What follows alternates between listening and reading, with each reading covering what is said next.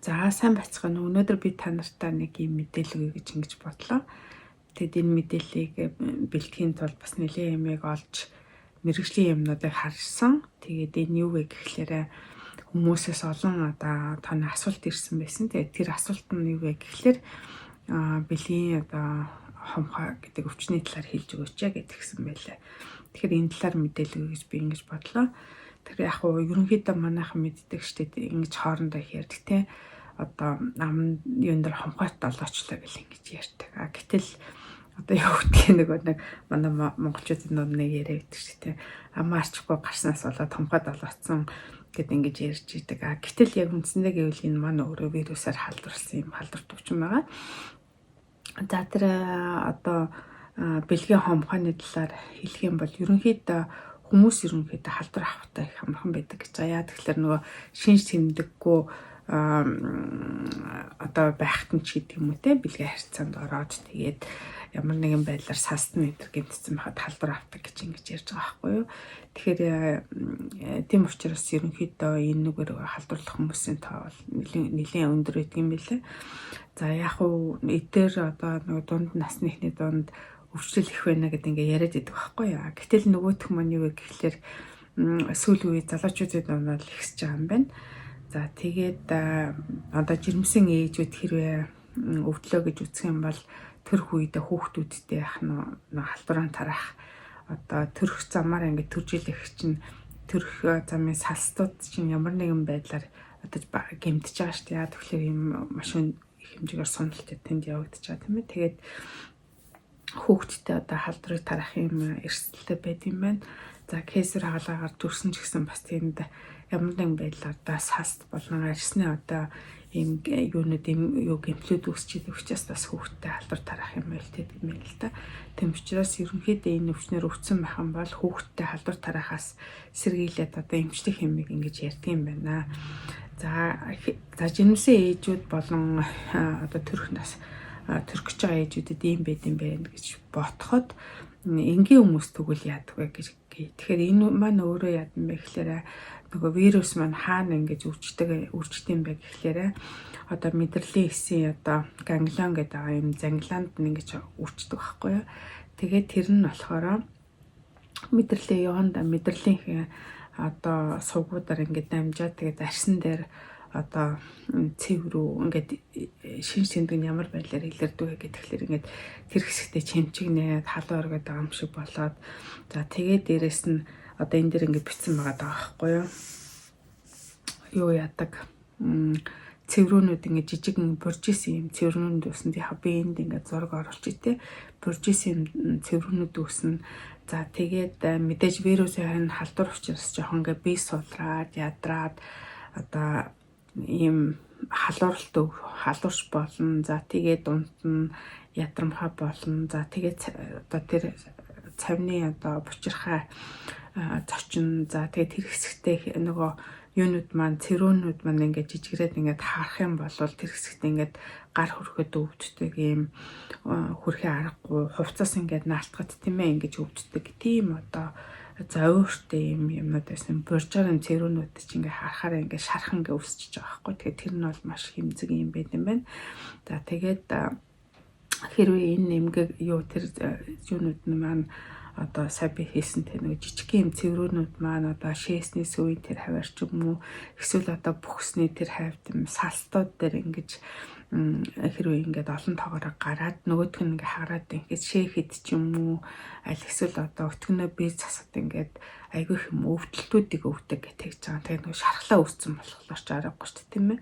За тэгээд энээс ийм байдаг. За тэгээд ерөнхийдөө ийм маш хөвдөлттэй хүндээ зовиртой. За тэгээ биеийн байдал нь ерөнхийдөө хэрвээ их олон шархлаа юунууд цэврүүнүүд ингээд олон газрууд үүсээд ингээд нөгөөт нь хараад ингээд хам бол биеийн байдал нь ингээд муудна. За тэгээд тэр хэсэгтээ нөгөө ингээд хавагнаад тийм ээ усгүйгээд ингээд хавагнаад ингээд ингэдэг ийм шинжүүд бол илэрдэг гэж тэгж байгаа байхгүй юу. Тэгэхээр ийм учраас хүндээ зовиртой хөдөлмөрийн чадварыг алдуулдаг учраас энийг бол эмчлэх хэрэгтэй.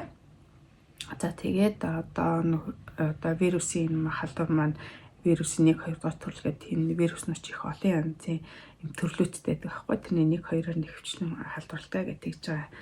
За тэгээд хэрвээ нэгэн тал одоо вирусны халдвар ингээ авсан байгаа тохиолдолд насан туршдаа одоо энэ вирусыг ингээ биендээ ингээ тэгээ явчихна. За харин нөгөө вирус нь унтаа байдалтай байх юм уу эсвэл үе үе төвчээд байх уу гэдгээс хамаарат хүндээ ингээд маш их зөөртэй байдлууд үүсгэдэг гэж тэгж байгаа. За үе үе бол сэдэрнэ. За тэгээд яа гэм бэ гэхлээр нөгөө юм мэдрэлийн одоо нэг зангилаа шиг юмд ингээд унтаа байдалтай байсан эсвэл вирусууд маань өөртөө ингээд итгэвчээд тэгээд мэдрэлийн дагуу ингээд арсан дээр ингээд гараад ингээд цэвэр үүсгээд гараад ирдэг гэдэг чинь. Тэр цэвэр нь юу вэ гэхээр дотор юм шингэнтэй нар мэдэн штэ тэг ингээд хөлөнд цэвэр өнтер үүссэн хадны шингэнтэй юм байдаг. Тэгээд дотор нь бол битүү ингээд вирусээр ингээд дүүрэн ийм шингэн байдаг бахна. За тэгээд энэ дээр ингэж бичсэн байгаа юм.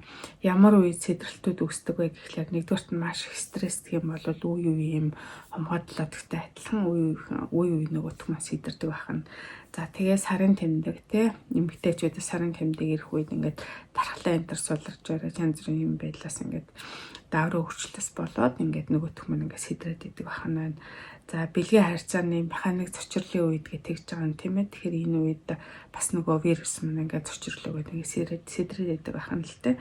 За тийм учраас яах нь энэ маань үе сэдрээд хам бол маш их одоо хэцүү ийм төвхтэй байдалд ингээ хүрэх юм байна. За тэгээд ингэ чинь ер нь ямар замаар халдварлалт юм бэ гэвэл одоо бэлгийн замаар ч юм уу те. За гэмтсэн арьс салстаар эхээс урагт гэж ингэж дамжиж халдварладаг гэж тэгж байгаа. Тэгээд хамгаалах боломжтой юу бол боломжтой гэж энэ бол бэлгэвч байгаа тийм ээ. Гэхдээ нөгөө бэлгэвчээр ингээ хамгаа бүрхэгдээгүй тэр хэсэг газраад нь ингээвэл хэсэг тэр одоо юу гэж хэлмээр юм да гэдэг. Бэлгэвчтэй хэсэгт нь бол хамгаалчлаа гэж ботход бэлгэвч одоо бүрхэгдээгүй хамгаалагдаагүй тийм бим арьс болон салстаар ингэж бас дамжиж халдварладаг гэж тэгж байгаа байхгүй юу. Тэгэхээр бас маш их хэцүү. За тэгээд ер нь иймэрхүү одоо байдлаас ингэж болоод энийг бол эмчилдэг. Яг одоо би яг ямар эмчилгээний юмыг ярих гэж байгаа вэ гэхээр манай Монголд энэ вирусын эсрэг эмчилгээ хийдэггүй би сайн мэдгүй байна. Бас нэлээд үнэтэй хийсэн ч гэсэн нэлээд үнэтэй болов гэж ингэж бодож байна. За тэгээд энд болохоор би одоо та нар намайг эмийн санд ажилладаг гэдэг мэдэн шүү дээ тийм ээ. За тэгээд байнга л нөгөө нэг ийм одоо ийм хүн ирэх юм бол яаж эмчлэх юм яах вэ гэдэг юм ингээд байнга ингээд зөвлөгөөг нөгөөж тэгээд эмийн хүлээлгэж өгөөж за тэгээд ер нь яаж эмчлэх үү гэдэг талаар мэдлэгтэй байдаг байхгүй яа гэвэл заримдаа эмчилгээний нөгөө юм харж хаад дутуу энэ төр бичигдсэн хавл эмчрүүн яриад том дооцоог энэ одоо зөв бичүүлдэг ч юм уу иймэрхүү юмнуудыг эмчтэй хамтар шийдтэн тийм учраас энэ талаарх мэдлэг бол харьцангуй сайн байдгаа гэж ингэж хэлж болно. За тэгэхээр яах вэ гэхлээр вирусын эмчилгээнд тэнд байгаа вирус ч ингээ үржээд байгаа тийм ээ. Тэгэхээр үржлийн гол эмч нөгөө ДНК-г та нар зөндөө юм сонсч ирсэн баг. Тэрний үрждэг тэрний юмных нь генийх нь тэр ДНК гэх юмыг л ингээ саатуулчдаг байхгүй юу. Тэгэхээр нөгөөх маань ингээ үржээд итгэвчээд байж чаддаггүй юм байна. За яг би ингээд нэг хоёр төрлийн юм хэлээд гэхдээ энэ болохоор нөгөө нэг эмчийн жороор олгогддог. За эмчийн хяналтанд ор хийгддэг учраас нэг их хуваарь хүмүүс олж аваад хийгээд хамгааг болов гэж ингэж би бодлоо.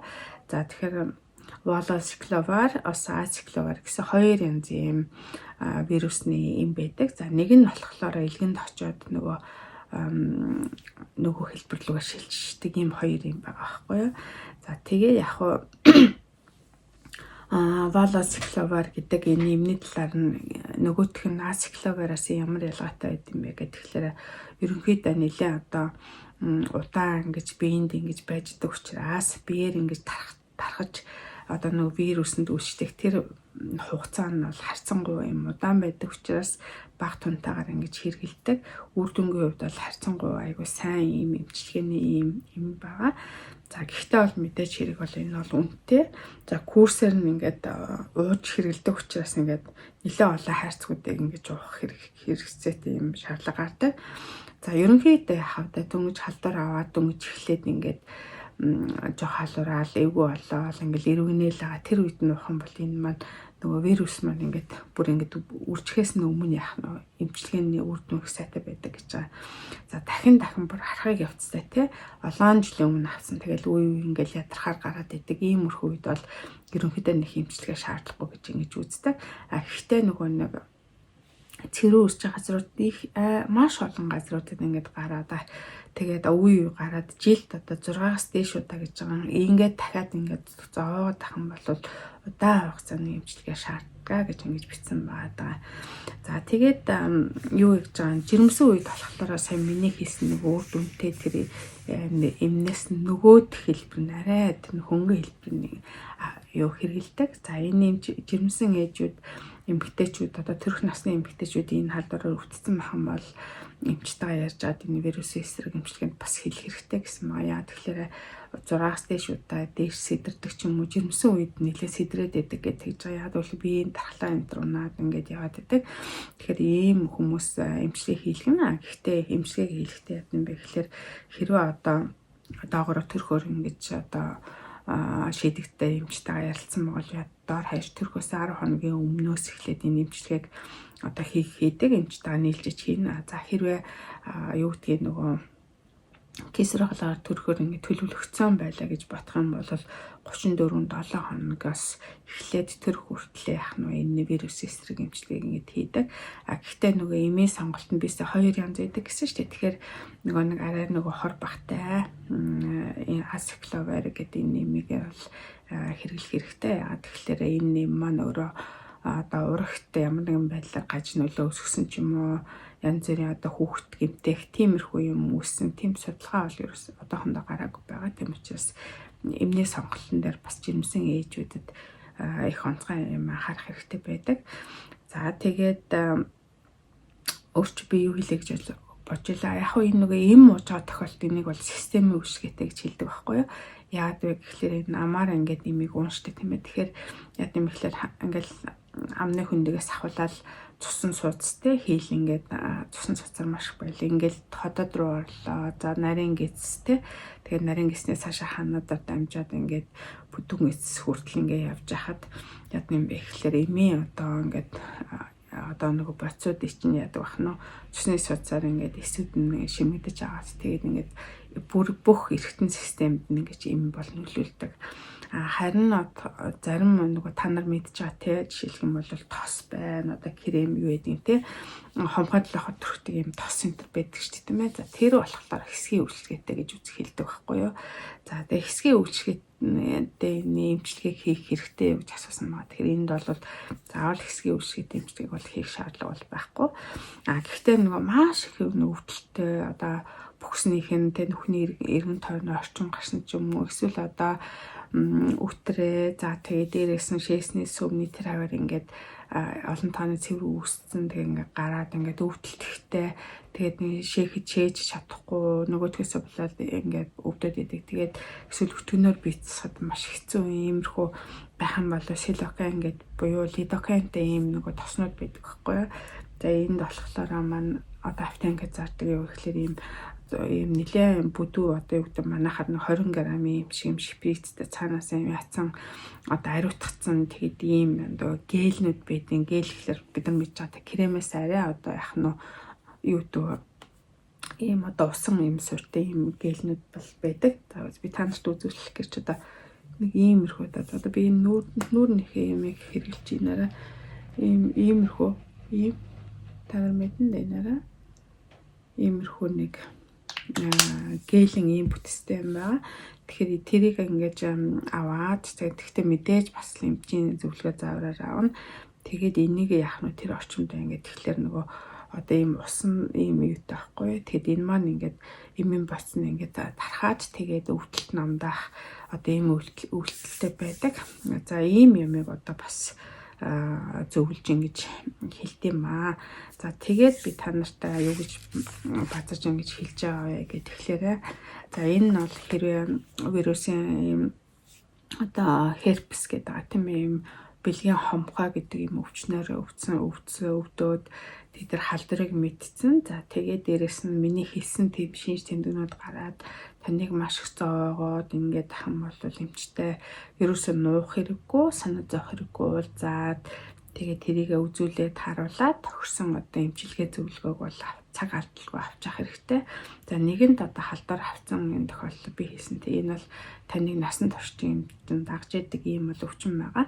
Тэгэхээр би сэтэрдэг шалтгаанууд нь хэлсэн тийм ээ. Тэгэхээр аль болохоор дархлаагаа дэмжээ сэтрүүлэхгүй байх тэр талаас нь боломжийг хайх хэрэгтэй. За тэгээд яах нь мэдээж энэ одоо өвчин маань яах нь үе ингээд хүний хөдөлмөрийн чадварыг алдагдуулаад ингээд тайван бос болгоод ингээ өвдүүлэлт ингээд идэг учраас яах нь тийм удаан хугацааны тэр вирус эсрэг эмчилгээнүүдийг эмчтэйгээ ярьж чад бас хийхэд бол зүйтэй гэж ингэж хэлмээр байна. За мэдээж миний энэ өгч байгаа мэдээлэл бол нотлохоон тулгуурсан ийм мэдээлэл байгаа. Тэгэхээр уучлаарай. Тэгэхээр энэ мэдээлэл бол нэлээд 24/5 одоо судалгааны мэдээлэл за мэрэгжлийн одоо ийм сэтгүүл гараа авлагнуудыг уншиж хийж байгаа учраас маш юутай одоо нотлохын тулгуурсан гэж хийж болно. Харин эмчилгээний ямар эмийг ямар тунгаар яаж уухын, хэд хоног уухын, ямар үед нь уухын гэдэг юмыг бол энийг бол зөвхөн таны хүн болгонд өөр байдаг. Хүн болгоны үдсэн эмч нь энэ асуудлыг шийддэг юм аа. Тэгэхээр эмчтэйгээ маш сайн ярилцаж шийдээрэй гэдэг ингэж хэлмээр байна. Ингээд та бүхэнд баярлалаа. За би дараагийн сэдвээр дахиад та нар асуусан асуултанд хариулнаа. За түр баяртай.